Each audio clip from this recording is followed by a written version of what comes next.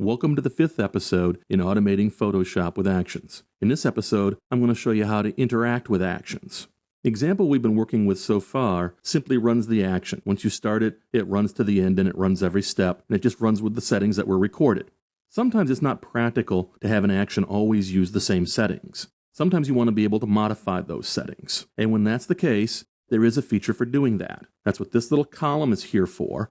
And if we click here, for example, on our Add Noise action step, there's a little icon that got added, and this toggles the dialog on or off. When we've toggled it so that you can see the little icon here, and we run the action, now Photoshop will stop. The setting that we had will be the default that will show, but we're free to change any of the settings. So we could change the amount from, say, 25% for this photograph down to something like, let's make it 20%. Click OK. Now, Add Noise was added at 20% to this one photograph, but our action still runs with the default of it at 25%. If we decide we don't want the action to stop, toggle off the little icon here. It's also possible to have Photoshop skip over an action step and turn an action step off very simply. If what we wanted to do was run this action, but we wanted to leave out the Add Noise step, simply toggle off the little check mark over here in the column to the left. That toggles the item on or off. And now if we run the action, all we get is the step that created the layer. We didn't do the Add Noise.